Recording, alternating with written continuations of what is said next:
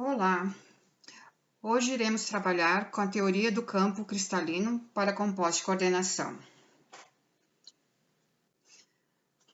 A teoria do campo cristalino envolve, então, o estudo, a teoria do campo cristalino explica, estuda o comportamento magnético dos íons metálicos nos compostos de coordenação, a estabilidade dos estados de oxidação, o raio iônico, a energia reticular, a entalpia, a cor.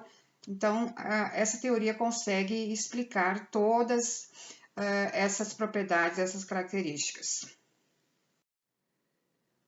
E esses compostos de coordenação, por exemplo, o hexaaco ferro 2, a partir dessa teoria, então, é possível determinar que ele tem uma geometria octaédrica, em contribuição à teoria de ligação de valência.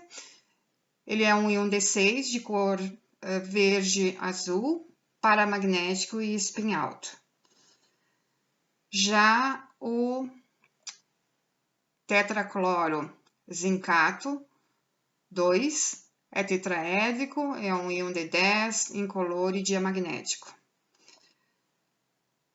O hexaaco titânio 3, então tem uma geometria octaédrica, ele é D1, de cor violeta e paramagnético. O hexamin cobalto 3 apresenta então geometria octaédrica, ele é um D6, de cor amarela, diamagnético e spin baixo. O tetraciano niquelato 2 apresenta então uma geometria quadrado plana, é um D8, de cor amarela e diamagnético. E o hexaaco cobre 2 é um octaedro distorcido, um íon D9, azul, paramagnético. Então, todas essas características para cada composto de coordenação comentado está relacionado, então, justamente com a teoria do campo cristalino, que explica, então, essas propriedades em relação à cor, em relação ao magnetismo, que acaba, então, complementando a teoria de ligação de valência.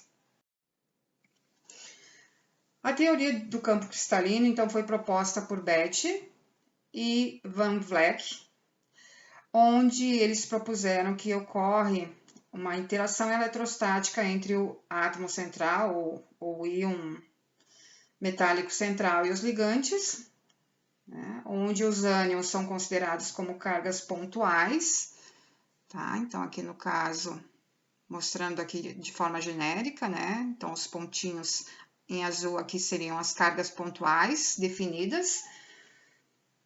E as moléculas neutras funcionam, então, como dipolos, com a sua extremidade negativa direcionada para o átomo central. Ok? Que é o caso que nós temos aqui do hexamin cobalto 3, onde o cobalto está aqui no centro, certo? Aqui os ligantes amônio sendo representados, e aqui, então, sendo representados por pontos, pelas cargas pontuais, com essas bolinhas azuis. Bom, então, segundo essa teoria do campo cristalino, essa teoria está relacionada, então, com a forma dos orbitais D. Então, nós temos 5 orbitais D presentes,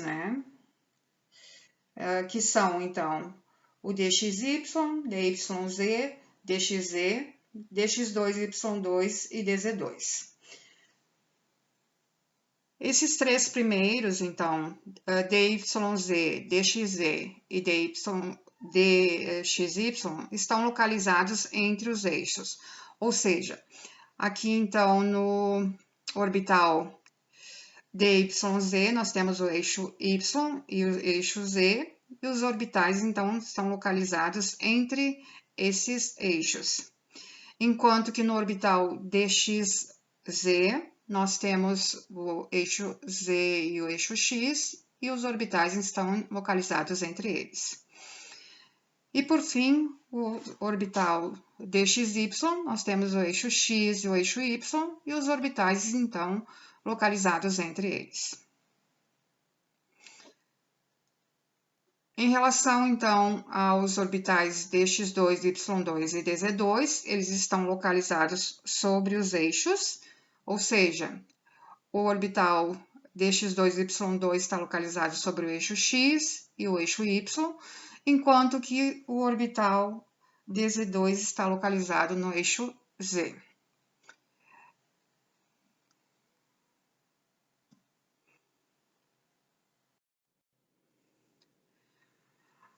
Bom, aqui nós temos a representação de um metal ou íon metálico, ok?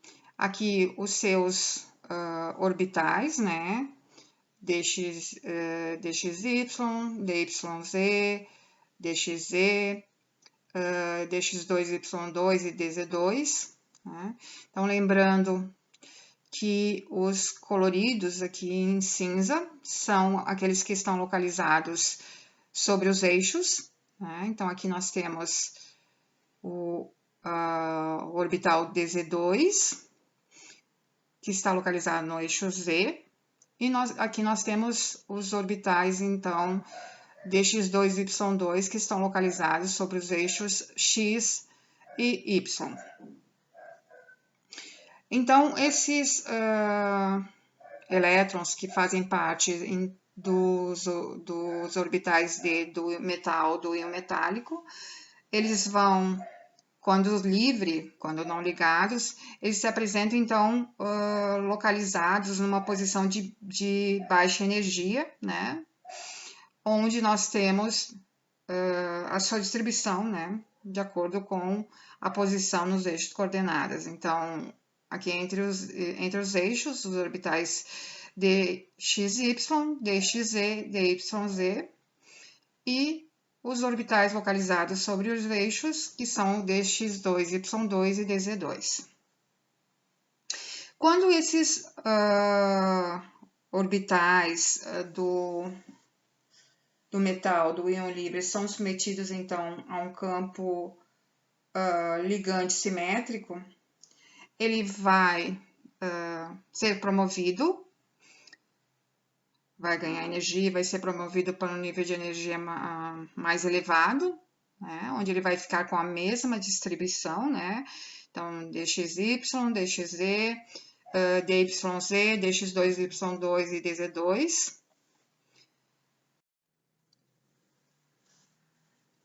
E quando nessa forma nós tivermos a aproximação dos ligantes num campo cristalino octaédrico, esses ligantes eles vão se aproximar do íon central ao longo dos três eixos, ou seja, ao longo de X, Y e Z. E o que acaba acontecendo, como os orbitais DZ2 e DX2 e Y2 estão localizados sobre os eixos, esses orbitais vão apresentar maior repulsão, justamente por causa da aproximação. Tá? Então, aqui nós temos o eixo, o orbital DZ2. Então, os ligantes são as bolinhas azuis que estão, então, se aproximando, tá? Ao longo do eixo. Né? Aqui nós temos o orbital, o dx2 e y2, e os ligantes, então, se aproximando ao longo dos eixos, aqui também. Tá? Então, essas duas situações, essas duas condições, onde nós temos os orbitais localizados sobre os eixos, ou seja, em DZ2 e DX2 e Y2, a repulsão vai ser maior justamente porque os ligantes vão entrar justamente nos orbitais posicionados sobre os eixos. enquanto que os orbitais dxy, dxz e dyz vão ser aqueles que vão apresentar menor repulsão quando comparados, então, aos orbitais dx2, y2 e dz2. Então, quando nós temos aqui a situação, como comentado anteriormente, né, aqui nós temos o íon metálico, o íon livre, né, no espaço, com seus orbitais, tá? Então, dxy, dxz, dyz, dx2, y2 e dz2, quando submetidos a um campo simétrico, então eles vão ser promovidos a um nível de energia maior, né, com a mesma distribuição de orbitais. Então, dxy, dxz, dyz, dx2, y2 e dz2. E quando submetido a um campo ligante octaédrico, esses orbitais eles vão se desdobrar, eles vão se separar em dois níveis de energia. Os orbitais que estão localizados sobre os eixos, ou seja, o dxy, dxz e dyz, eles apresentam menor repulsão e, portanto, menor energia. E eles vão ser chamados, vão ocupar a posição de baixo aqui do diagrama de energia, e eles vão ser chamados de T2G. Tá? Então, vão ser 3 orbitais, onde eles podem acomodar no máximo, então, um par de elétrons em cada um dos orbitais. E nós vamos ter, então, um desdobramento, no desdobramento os orbitais de maior energia vão ocupar a posição mais elevada. Então, aqui seriam, então, os orbitais dx2, y2 e dz2, que vão ser chamados de EG. E cada um deles, então, vai poder acomodar no máximo 2 elétrons.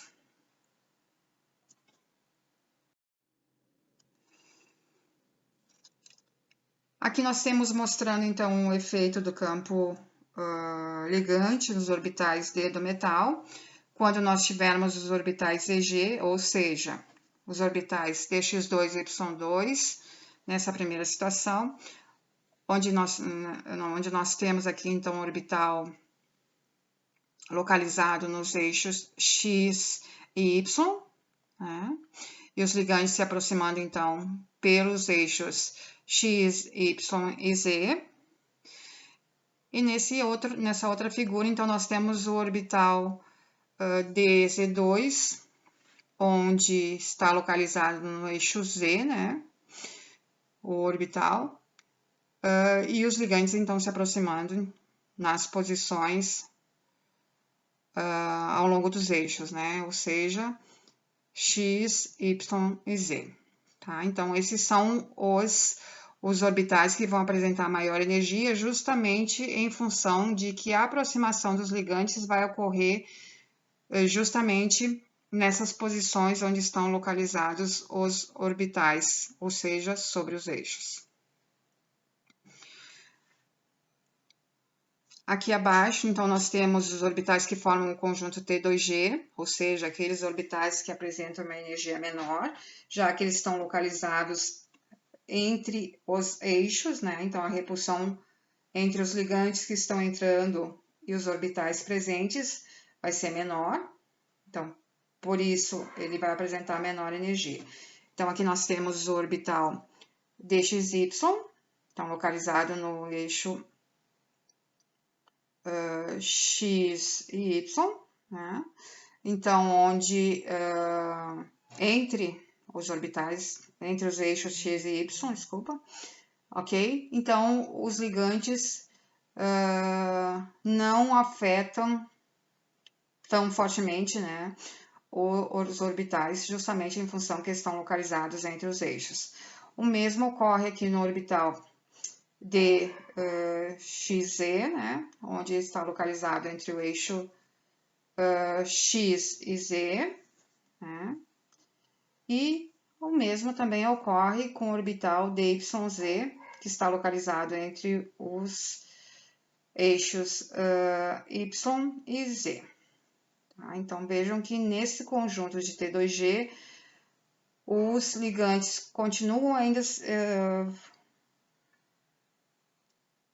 aproximando, né, do íon metálico ao longo dos eixos, ou seja, os eixos X, Y, Z, e como esses orbitais DXY, DXZ e DYZ estão localizados sobre os eixos, eles não vão ter esse efeito de repulsão e por isso eles vão apresentar menor energia.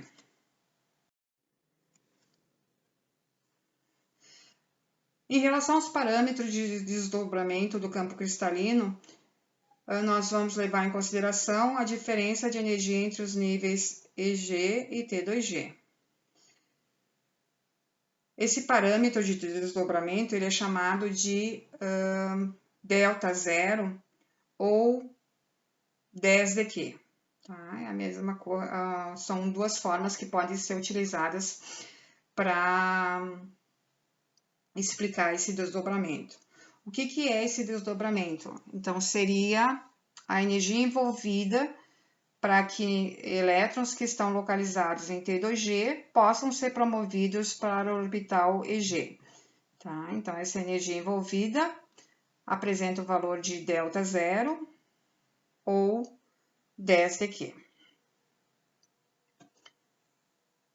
Ou então, aqui no campo simétrico, né? Então, nós vamos ter os orbitais degenerados, os orbitais D que apresentam a mesma energia.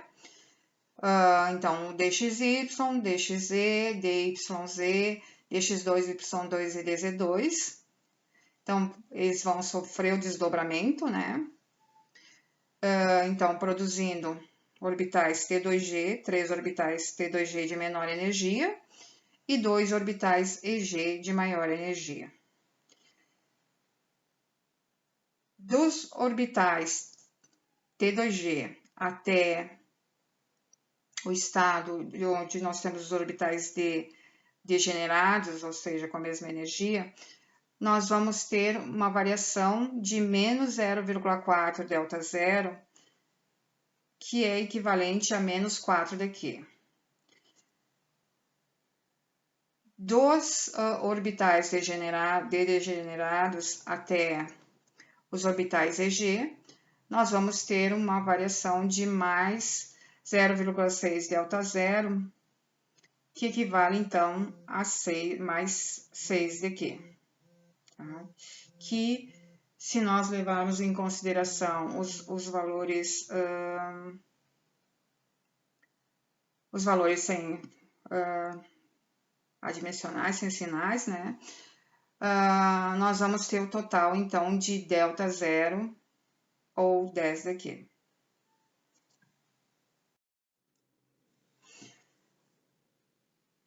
Bom, por que esse valor, essa energia envolvida ali na transição é importante? Porque a partir dela é possível, então, calcular a energia de estabilização do campo cristalino, que nós chamamos de EECC. Tá? Então, a energia de estabilização do campo cristalino, ela é determinada, então, pela quantidade de elétrons que nós temos em T2G, multiplicado por menos 4dQ, mais a quantidade de elétrons em EG, multiplicado por 6dQ. Importante lembrar que a distribuição dos elétrons dos orbitais D obedece à regra de Hund, ou seja, primeiro se coloca um elétron em cada orbital para depois emparelhar. Aqui, então, nós temos uma série de exemplos relacionados com a distribuição de acordo com esse diagrama de energia e como calcular, então, a energia de estabilização do campo cristalino. Então, nós temos como exemplo aqui o hexaaco titânio 3. Então, nós vamos, aqui nesse caso, vão ser relacionados, né, vão ser mostrados única e exclusivamente os elétrons relacionados com o íon metálico, ok?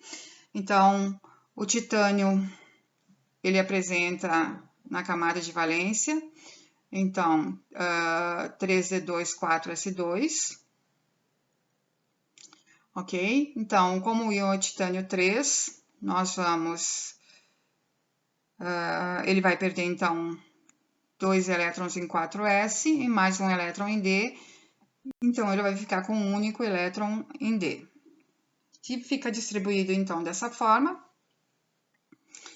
E representando no diagrama de energia, né? Então, esse elétron, aqui seriam os orbitais no estado degenerado, né? Ou seja, no estado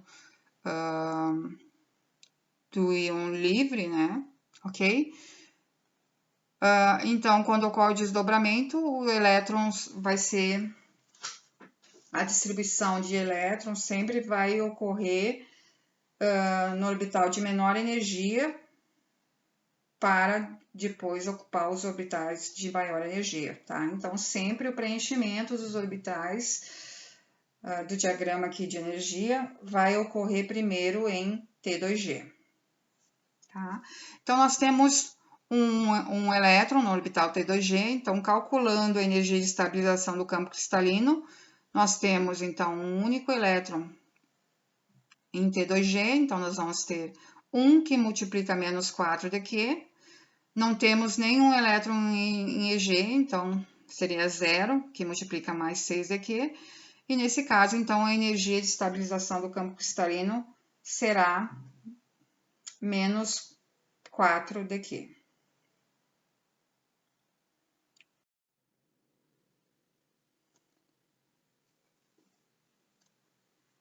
Aqui para o caso dos íons D2, então nós temos o hexaaco vanádio 3. Então aqui é a distribuição eletrônica do vanádio, né, da camada de valência.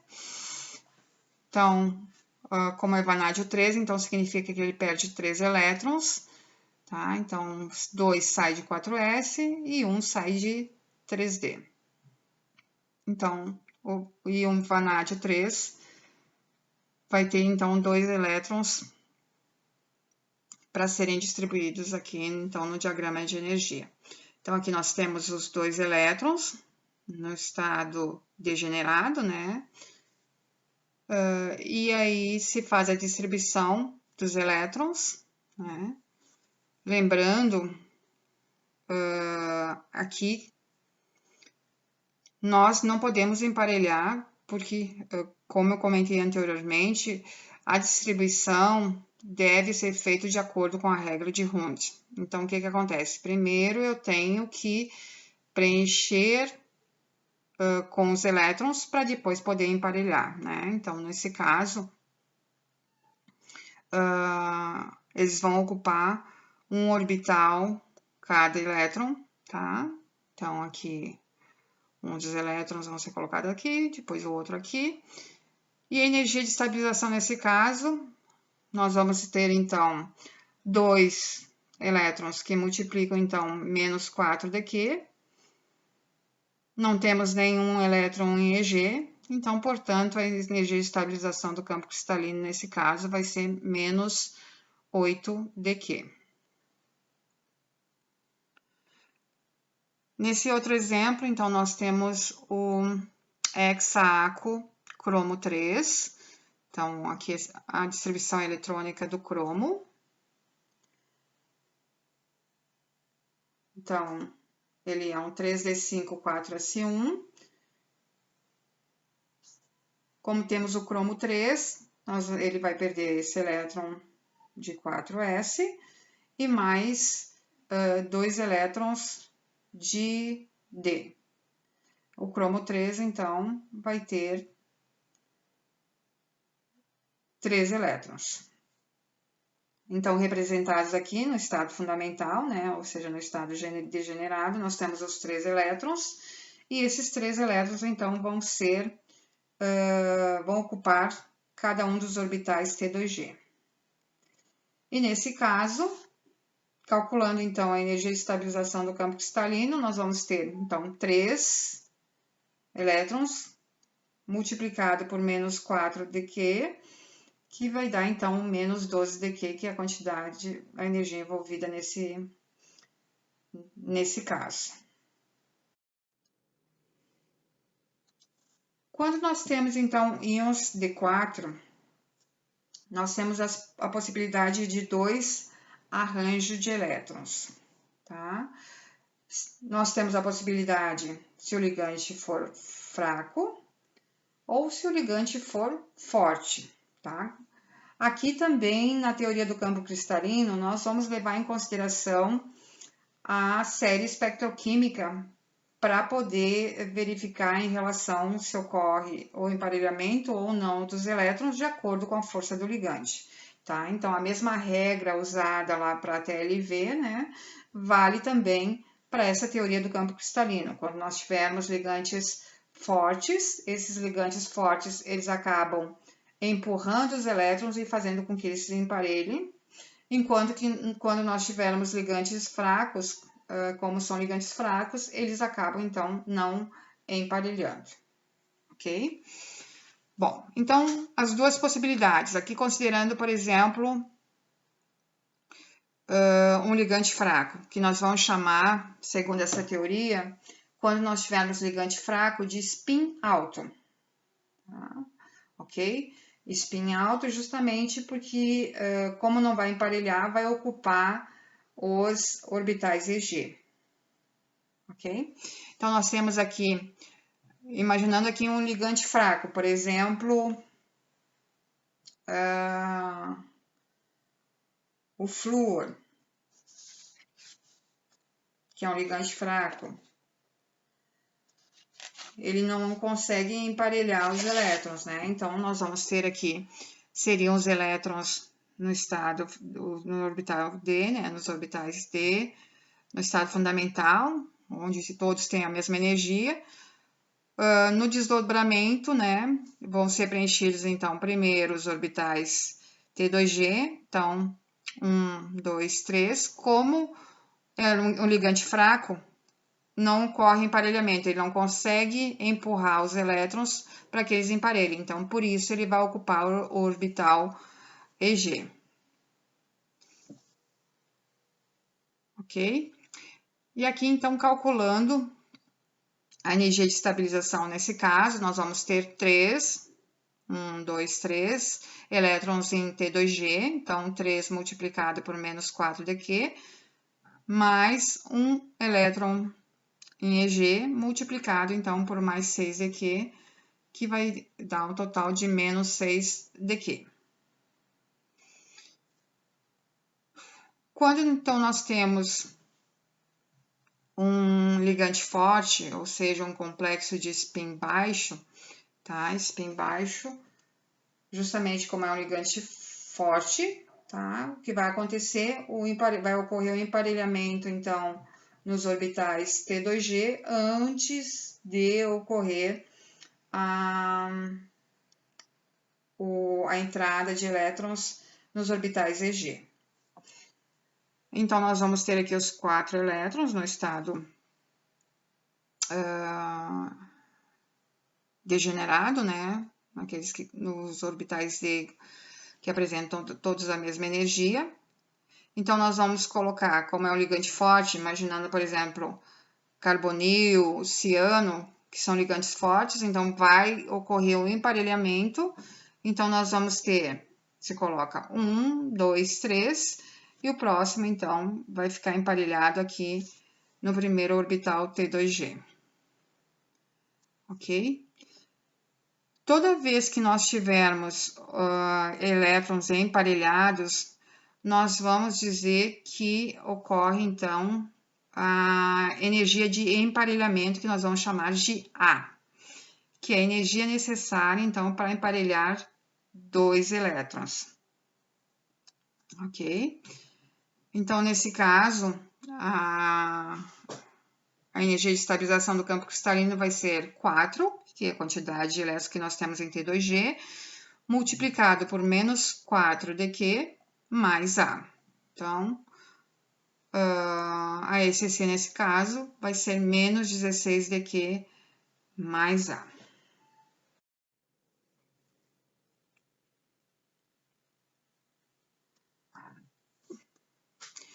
Então, em relação aos complexos de spin baixo e spin alto. Os complexos de spin baixo, então, são aqueles que vão ter ligantes fortes, né? Tá? E aí ocorre um grande desdobramento aqui do valor de 10dQ, tá? Então, a energia envolvida, ela é grande. Enquanto que quando nós tivermos um complexo de spin baixo, spin alto, desculpa, o desdobramento ele é bem menor, justamente porque o valor de 10dQ vai ser menor que a energia de emparelhamento, né? O valor de delta zero. Além disso, quando nós temos, então, um complexo de spin baixo, de spin alto, nós vamos ter os elétrons que ocupam os orbitais EG e T2G isolados antes de emparelhar. Tá? Enquanto que quando nós tivermos um complexo de spin baixo, o emparelhamento dos elétrons vai ocorrer nos orbitais T2G antes de ocupar, então, os orbitais EG.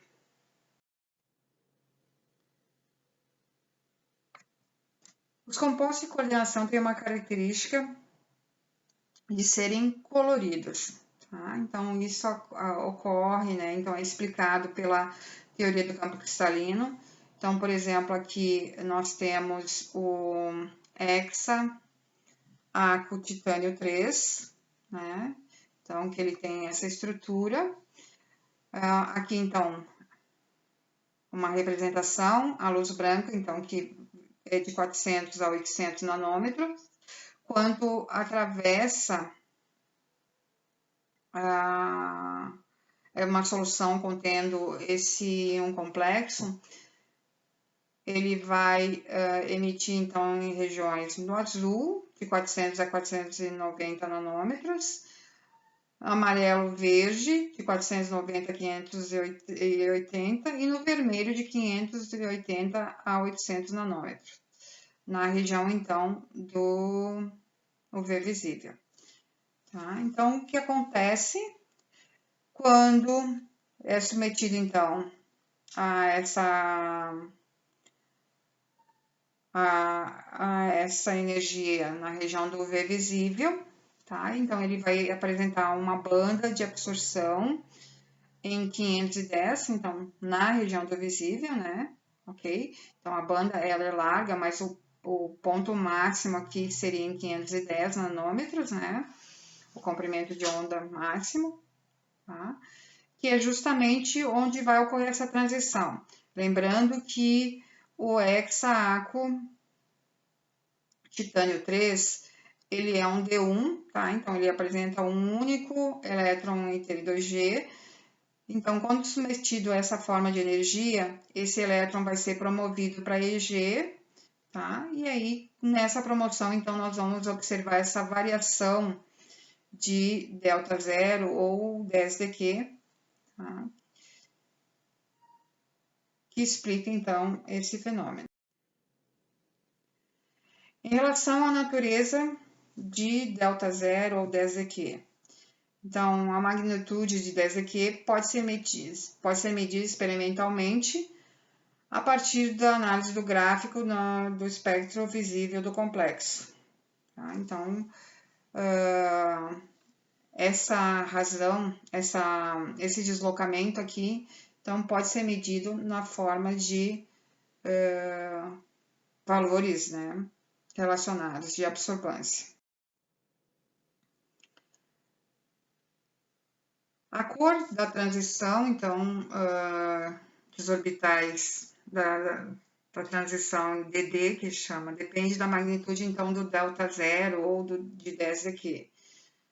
Tá? Então, se nós tivermos um delta zero pequeno, entre T2G e EG, a energia é baixa e ele vai absorver na luz vermelha. Nós vamos ter um complexo verde. Se nós tivermos uma variação grande, nós vamos ter uma alta energia, aqui no caso, da transição de T2G para IG. Nós vamos ter uma alta energia que vai então absorver luz azul, que acaba absorvendo então a luz violeta também, e acaba produzindo então um complexo amarelo. Okay?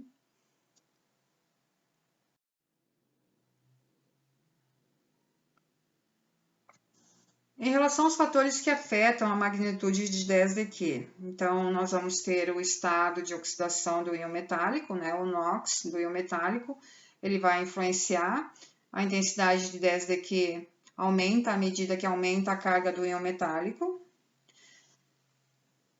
Um outro fator que influencia é a posição do íon metálico na tabela periódica, então o valor de 10dQ aumenta de cima para baixo, dentro do mesmo grupo. E quanto ao tipo de ligante, os ligantes fracos provocam um pequeno desdobramento e o ligante forte provoca um grande desdobramento, pois a repulsão é maior. Tá? Então, lembrando que quando nós temos um ligante forte, nós vamos ter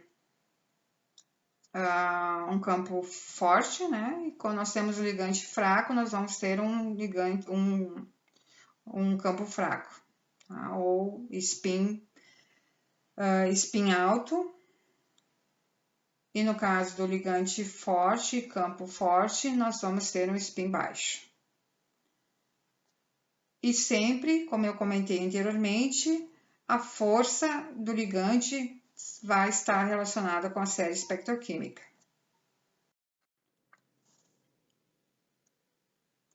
Em relação aos fatores que afetam a magnitude de 10dQ, então nós temos o estágio de oxidação. Então, quanto maior o estágio de oxidação, quanto maior o NOx do íon metálico, maior será o valor de 10dQ ou de delta zero. Tá? Então, nós temos aqui o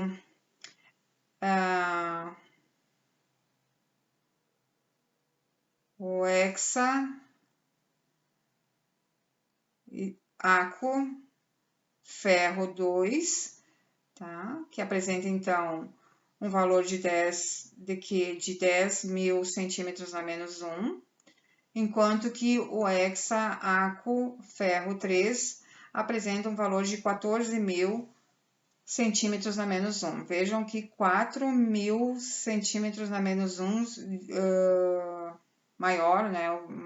Justamente em função do NOx ser maior para o aquo ferro 3. No outro exemplo, então, nós temos o aquo cobalto 2, que apresenta, então, um valor de 10dQ de 9.700 centímetros na menos 1, enquanto que o aquo cobalto 3 apresenta um valor de 18.000 centímetros na menos 1. Quase o dobro do valor, né, em relação ao incremento do número de oxidação. Quando nós falamos, então, do estado de oxidação, se leva em consideração, então, as regras de Fajans, que quanto maior o estado de oxidação do íon metálico, menor o tamanho do cátion, maior a sua relação carga-raio e maior o campo elétrico gerado por ele. Portanto, então, maior o valor de 10dQ. Em relação ao efeito da magnitude de 10dQ na cor. Então, dependendo, né, para o mesmo íon metálico, a cor depende do estado de oxidação desse íon metálico, ou seja, do NOx. Então, por exemplo, aqui nós temos o aquo vanádio 3, ou seja, o vanádio 3, né, cujo NOx é 3, ele vai ser um D2 e vai ser amarelo. Tá? Justamente porque nós temos aqui uma variação, né, grande, tá? Já que ele vai apresentar um menor NOx. Enquanto que nesse outro lado aqui, nós temos então o hexavanádio 2, que então nós temos o vanádio 2, que então vai ser um D3, que vai apresentar então uma cor violeta, tá? Essa cor violeta, justamente porque ele acaba produzindo uma variação, um delta pequeno na transição de T2G para EG.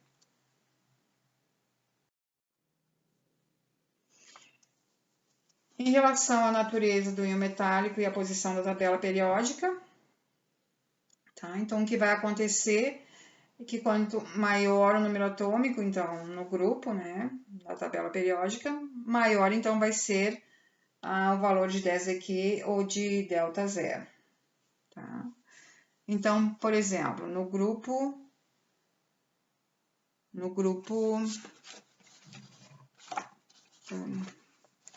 do cobalto, irídio, cobalto, ródio e irídio da tabela periódica, nós temos então o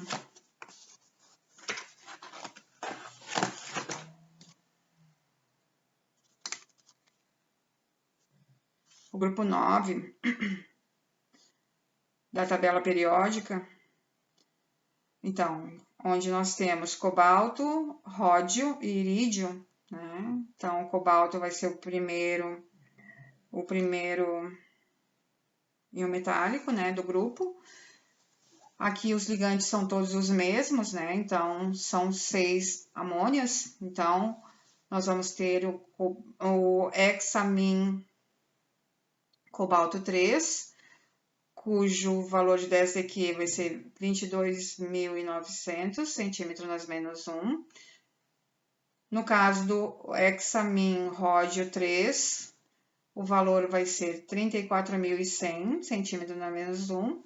E no caso do hexamin irídio 3, o valor então é de 41.000 centímetros na menos 1. Tá? Então vejam que à medida que nós descemos no grupo, o valor de 10eq ou de delta zero, ele aumenta, então, de cima para baixo. Então, a natureza do íon metálico, o que acaba acontecendo no mesmo período da tabela periódica, as diferenças entre os valores de 10eq nos complexos não são grandes. As diferenças de 10eq aumentam de 3D para 4D para 5D, que é uma tendência geral. E estudos mostram que os complexos da segunda e terceira série de transição são quase que exclusivamente de spin baixo. Na primeira série de transição, existe um grande número de complexos de spin alto e baixo. Tá? Então, lembrando que spin baixo é quando nós vamos ter campo forte, né? E spin alto é quando nós vamos ter campo fraco.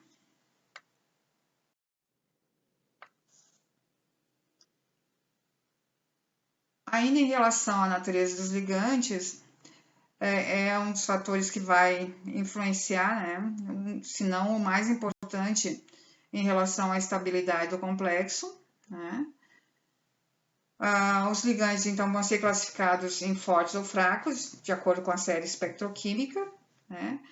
E em relação ao ponto de vista eletrostático, os ligantes de carga negativa ou íons pequenos produzem uma maior separação do campo cristalino, porque a repulsão elétron gerada por um elétron de carga negativa real é muito maior do que um ligante neutro.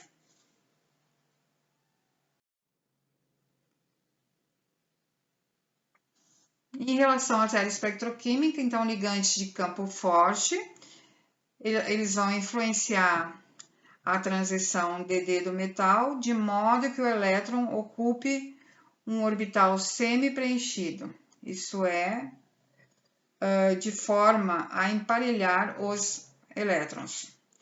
Isso causa uma redução na soma do spin. E o complexo, nesse caso, é chamado complexo de spin baixo. Tá? Então, toda vez que nós tivermos ligante forte, nós vamos ter um campo forte e, consequentemente, um complexo de spin baixo. Já ligantes de campo fraco, eles influenciam uma transição, né, de modo que o elétron ocupe o orbital vazio. E nesse caso, o complexo é chamado então de complexo de spin alto, porque a soma dos spins é maior, já que não há emparelhamento. Ou seja, quando nós temos ligantes fracos, nós vamos ter então ligantes de campo fraco e, consequentemente, nós vamos ter complexos de spin alto, já que eles não promovem o emparelhamento pelo fato de serem ligantes fracos.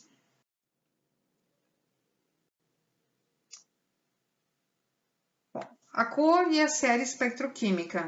Então, nós vamos ter aqui, lembrando, quanto mais à esquerda da série espectroquímica, nós vamos ter os ligantes de campo fraco, né? Então, o delta zero vai ser pequeno, a variação vai ser pequena. Ok? Nós vamos chamar, então, os complexos de alto spin, ou spin alto.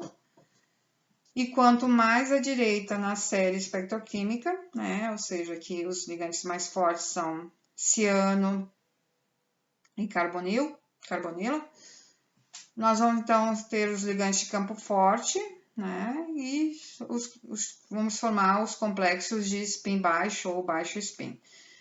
E, nesse caso, a variação vai ser grande. Tá?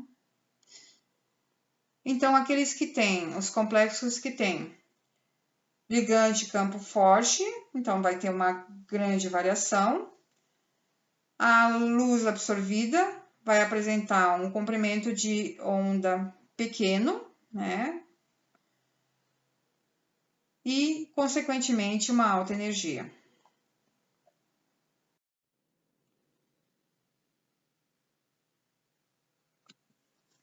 Aqui, em relação ao efeito da magnitude de Tesla aqui, né, em relação à cor, a cor do ligante, então, a cor do íon metálico, né, do íon complexo, vai depender, então, vai estar relacionada com o ligante, né, ok? Então, aqui no caso, nós temos dois íons complexos, né, onde nós temos o cromo como íon, o cromo 3, né, como íon metálico. Então, nessa primeira situação, nós temos o hexamin cromo 3, que é de cor amarela. E nessa outra situação, então, nós temos o cloro, o pentamin cloro cromo 3, que é de cor violeta. Então, vejam que o fato de termos um ligante cloro substituindo um dos ligantes amin em relação ao exemplo anterior, faz com que a cor mude, né? No caso aqui, esse cloro presente como ligante produz uma coloração, então, violeta nesse caso.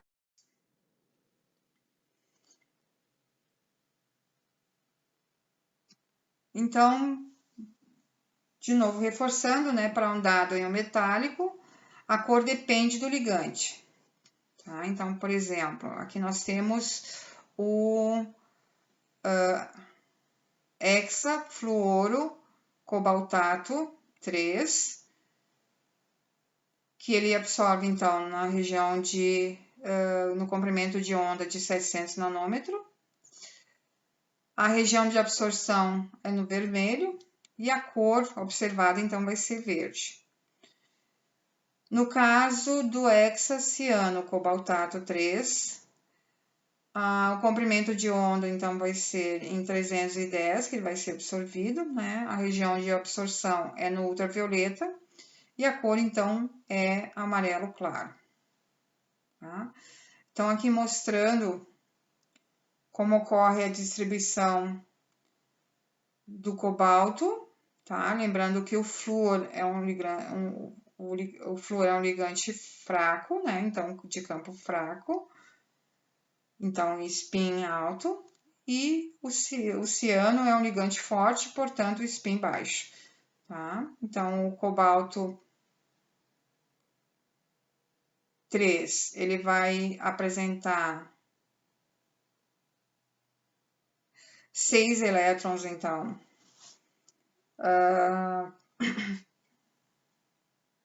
nos orbitais D, né? No caso aqui do flúor, quando o ligante é o flúor, né? Então, nós vamos ter o preenchimento. Então, vamos colocar um elétron em cada orbital. 1, 2, 3. Como o flúor é um ligante fraco, não emparelha, então vai ocupar os orbitais EG. 4, 5.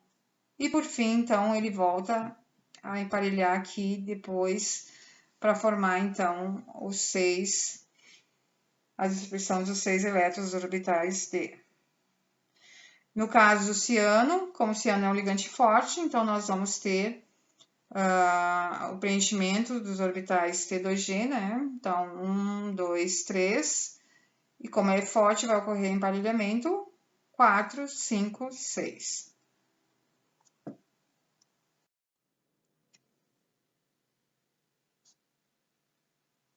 Aqui, então, tem a cor de alguns íons complexos do íon cobalto mais 3, onde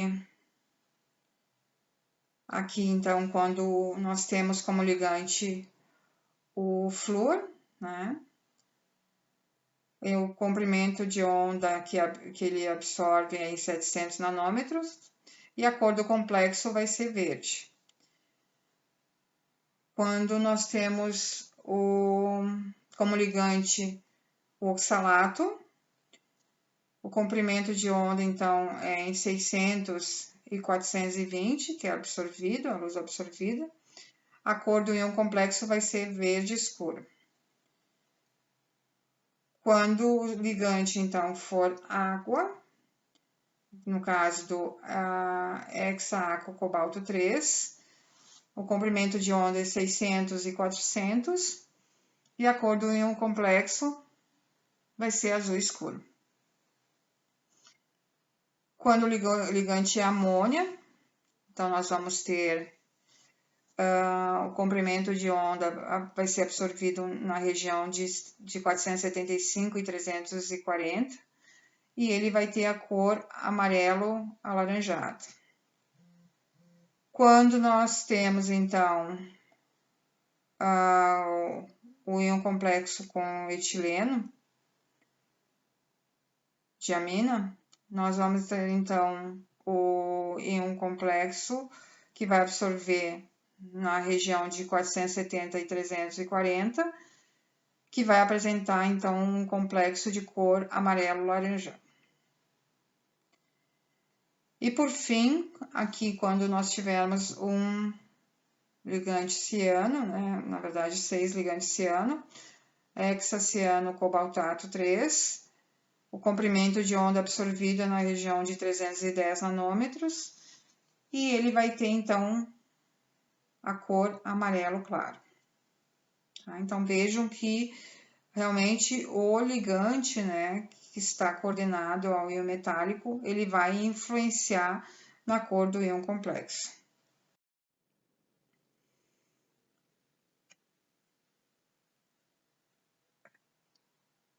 Um outro parâmetro, então, de desdobramento do campo cristalino é a diferença de energia que vai existir, então, entre os orbitais T2G e EG. Ela, então, é geralmente representada por 10 dQ, né? Ou delta zero. E ela pode ser calculada teoricamente usando a fórmula de Jorgensen, que Jorgensen então propôs que o valor de 10EQ vai ser o produto de F, que está relacionado, então, são constantes que estão relacionadas, então F está relacionado ao ligante, multiplicado então por G, que está relacionado então ao metal. Então, F e G são fatores numéricos atribuídos aos ligantes e ao metal. E aqui então algumas informações relevantes quando se for fazer esse tipo de cálculo, é que por convenção, quando nós tivermos o ligante aquo, né, atribui-se o valor 1, e com referência a este valor foram calculados os demais valores, tá? E todos para complexos octaédricos do tipo, então, M do metal, né? Então, L de ligantes, onde o íon metálico apresenta, então, 6 ligantes. Aqui, então, nós temos os fatores F, que estão relacionados ao ligante, e G, então, relacionado ao metal, tá? Então, vejam que cada ligante, ok? Então, nós temos o bromo, o cloro, o fluoro, o oxalato, o aquo, aqui, o ligante aquo, né? Lembrando, então, vai ser o ligante de referência, por isso o valor vai ser 1, e outros ligantes. E em relação ao metal, nós vamos ter o fator G, que vai estar relacionado, né? Então, dependendo aqui, no caso, nós vamos ter, dependendo do NOx, né? Tá? Então, por exemplo, aqui nós temos o manganês 2, cujo NOx é 2, o fator G é 8.000. Quando nós temos o manganês 4, o fator G é 23.000. Tá? Então, aqui nós temos vários metais com os NOx relacionados, né? Para cada um deles e cada um com seus respectivos valores. Bom, então, como é que se calcula? Então, usando a equação de Jorgensen, né, que essa fórmula de Jorgensen, ele propôs então que o valor de 10DQ vai ser calculado pelo produto de G por F, tá? Lembrando que G é um fator que está relacionado ao metal e F é um fator que está relacionado ao ligante, tá? Então, nós temos como exemplo aqui o cloreto, então, de hexamin cobalto 3, tá? Então, aqui no caso, o NOx do cobalto é 3, né? E nós vamos, então, para calcular, nós vamos procurar na tabela ali, então, o F do ligante amônia, né? Ok? Então, aqui, esse seria o valor. Então, 1,25. E o G do cobalto 3, que estaria aqui, cujo valor, então, é de 18.200. Tá? Então, seria o produto, então, de G mais F, né? Tá? Então, 18.200 multiplicado por 1,25, que é o valor de F do ligante amônia, que vai dar um total de 10DQ de 22.750 centímetros na menos 1. Tá? Aqui, em relação ao F, só se considera uma unidade do ligante. Tá? Então, por exemplo, como nós temos 6 ligantes, não se leva em consideração os 6. Se leva em consideração somente o ligante, tá? O F do ligante, tá? Que nós temos presente. Então, aqui que foi colocado como observação. No cálculo, não importa o número de ligantes de um mesmo tipo existentes no complexo. Apenas multiplique o valor de G para o metal pelo valor de F para cada tipo de ligante. Aqui um outro exemplo, onde nós temos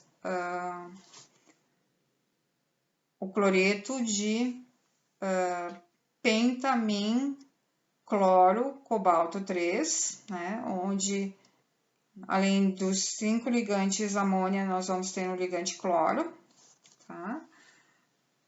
Ok? Então, nós vamos usar o F da amônia, que é, então, 1,25, o F do cloro, do cloreto, que é, então, 0,78, e o G do cobalto 3, que é 18.200, tá? Então, nós vamos ter aqui o G do metal, que é 18.200, multiplicados pelo F da amônia, que é 1,25, multiplicado pelo F do cloro, do cloreto, que é 0,78.